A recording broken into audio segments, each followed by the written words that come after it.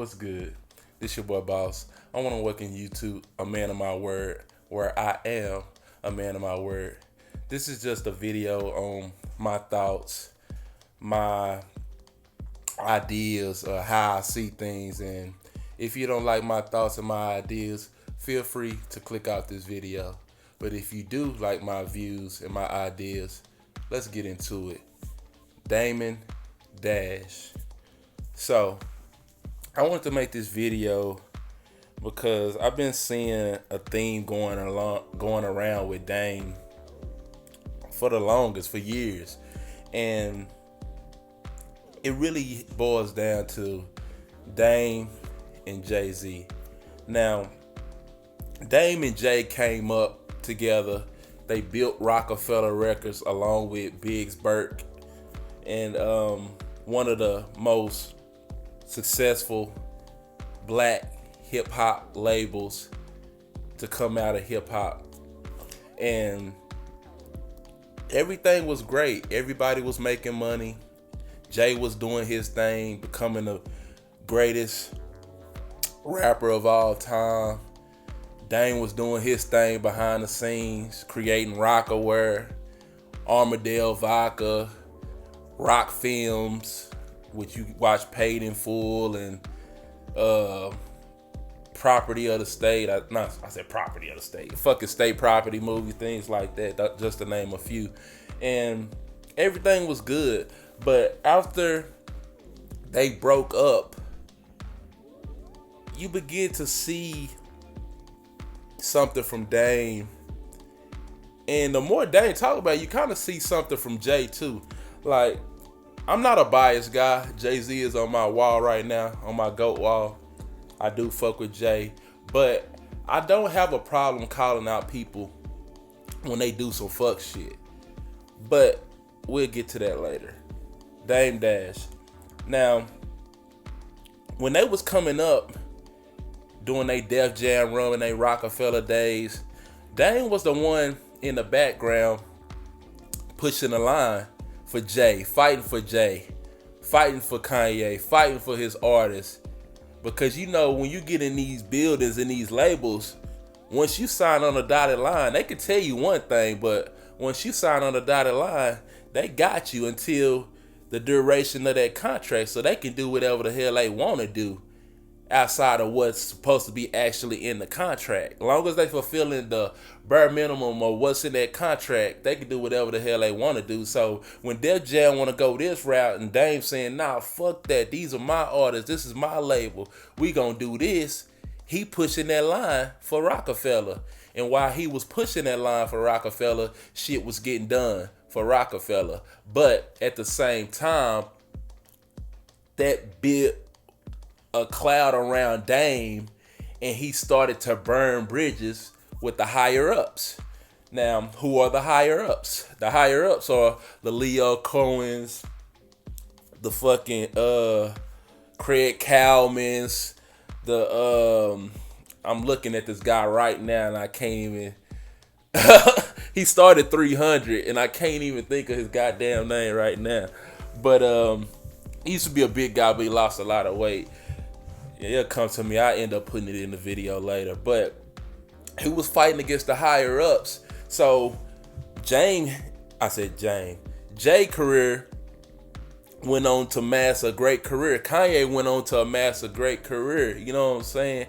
Rihanna went on to amass a great career, but Rihanna is not really Rockefeller. She's an offspring of Rockefeller. She's Rock Nation. But Beanie had his little run. Freeway had his run. Bleak had a minor run. You know what I'm saying? Everybody, the Young Guns, everybody got a taste of some kind of success, whether you want to say it was a big success or small success. But Dame was the catalyst of that success. He was the one behind the scenes pushing that forward, pushing that line. And he paid the ultimate price for it. Now, I feel like Jay, he appreciated what Dame did for him and how he fought for his career and helped him get to where he wanted to be. But Jay looking at it like business. Jay looking at it like, I didn't come up with you, even though they came up together in the music business, but we didn't come up together as far as in the streets, as far as my neighborhood, Marcy Project. So he looking at Dame like Dame is dispendable. And he looking at how people is looking at Dame, and he's like, I gotta distance myself from this guy because I'm not gonna be able to reach the heights that I want to do and do the kind of business that I want to do with this guy around. That's my interpretation of what went on between Jay and Dame. Now, on one hand, I can see where Jay is coming from because Dame is such a hothead that he do rub people the wrong way, and that could be bad for business. So I don't fault Jay for having that demeanor or feeling that way, but at the same time, if I'm gonna fight for Dame, that's some fucked up shit. Only reason niggas is looking at me like this is because I was out here fighting for you, my nigga, and you can't even stand by me in my darkest times when I'm getting sued and motherfuckers is saying I'm this, saying I'm that, saying I'm broke. You don't want to stand by me and fight for me like I fought for you. And I think that's what the real fucking problem is between Jay and Dame. And I think the nail in the coffin was when Jay set up a deal for himself. Now, I'm going to take y'all back. If y'all remember, for a little bit, Jay was the president of Def Jam Records. And this was right around the time, right after he dropped the Black album, he retired from rap. And the real reason he retired from rap, he seen 50 Cent coming and he didn't want to compete with 50 Cent. I don't care what nobody say. If you pay attention to this hip hop shit, he even said it in interviews. He didn't want to compete with that boy like that. And I really wish we could have seen that kind of battle, not between them, but as far as who putting out the best music, who's selling the most, shit like that. Jay know he didn't stand a chance of selling what 50 sold. Now, some people could say that Jay had the better career, which he did. He had more longevity in the game. 50 had a short career, but that in between that short career, it was monumental. So it makes it feel like they kind of on the same level. In some people's eyes, they are on the same level. But to move on from that, he became the president of Def Jam. And for him to become the president of Def Jam, he made a deal with the higher ups. If I become the president of Def Jam and run Def Jam, I want my masters to all my albums. So he makes that deal and get all the masters and stuff for all his albums except one. That one album that he doesn't have the masters to, where he has a third of the masters, is Reasonable Doubt, the first album. Now, the reason why he couldn't outright get the masters to that album is because that's the first album that started the Rockefeller Records. That's the first album that built the bricks, that built the house of Rockefeller Records. So 3 people own the masters, or the ownership, if you don't know what masters is, the ownership of Reasonable Doubt. Jay-Z owns a third. Kareem Biggs Burks owns a third. And if y'all know who Biggs is Maul's brother, Maul from the Joe Budden podcast. Biggs he was one of the silent partners that would play the background for Rockefeller Records. He gave them startup money to help them create Rockefeller Records. So Jay owns a third, Kareem Biggs Burks owns a third, and Dame Dash owns a third. Now, none of them have sold their ownership of Reasonable Doubt. Now, here comes the problem with Jay and Dame. Now, for the last, I want to say, month and a half, 2 months, the new buzzword that everybody talking about is NFTs. What is an NFT? I don't fucking know. I really don't care. I feel like it's just the new niche, fashionable thing to do that everybody's talking about. Just like when motherfuckers was talking about stocks and you need to get stocks and LLCs, and then it went to crypto. Now it's NFTs and shit like that. So people just keep moving the goalposts. But anyways, Dame decides to sell his third of Reasonable Doubt as an NFT. Now, Jay-Z blocks Dame from doing this move. Now, some people could say Jay has the right to block this move because this is his first album. He owns a third of this album. And you do have every right to believe that. But Jay stopped the sale of Dame making this NFT to sell his third of Reasonable Doubt. Then he sues. I want to say he sues Dame. I don't think he sued him, but I think he did. Or he did a cease and desist, one of those. Sues a cease and desist Dame and says that he's trying to sell the whole thing, the whole Reasonable Doubt, which he can't sell the whole Reasonable Doubt because he don't own the whole Reasonable Doubt. He only owns a third. And if he owns a third of that project, he has the right to sell that third to whoever he wants to. But where the problem we have is we have Jay, which this is his baby, this is his first album.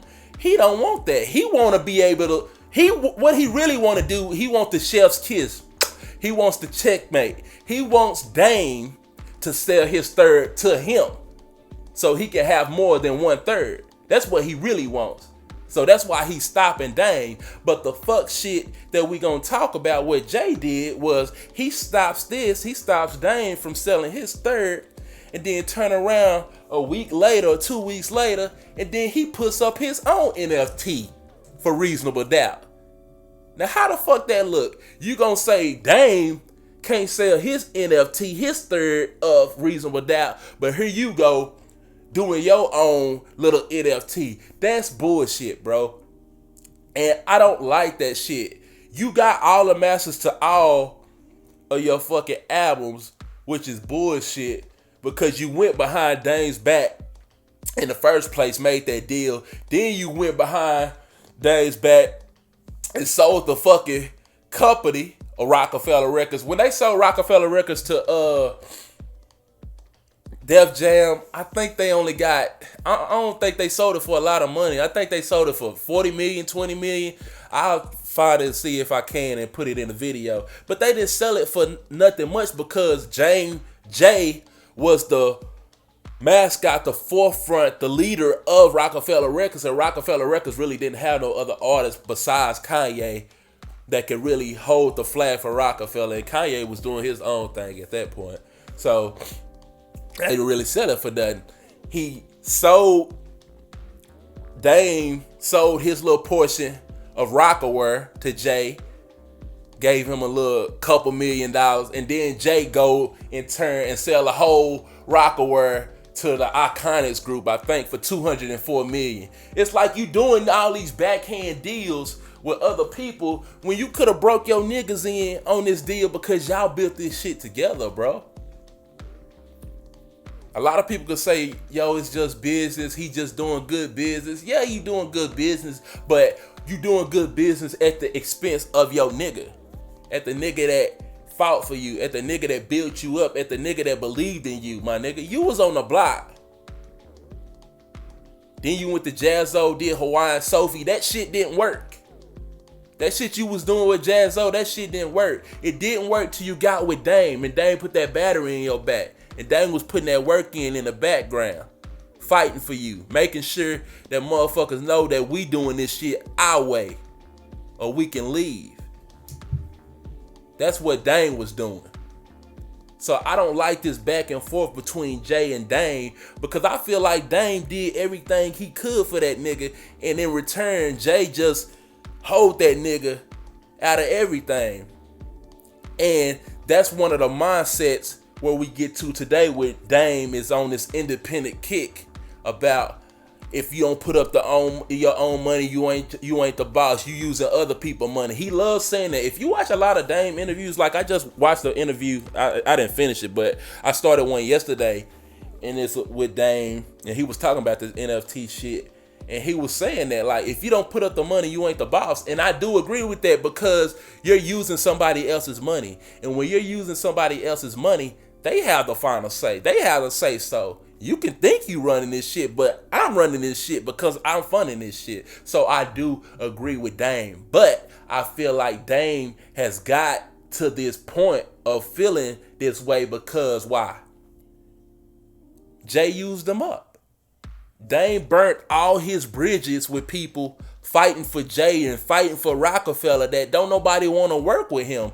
And people look at him and think about him in a certain light, and he can see that, and that's why he's saying, like, okay, niggas don't want to fuck with me, I'm gonna do this shit on my own. I know how to do this shit anyway, so I'm gonna do it on my own and reap the benefits.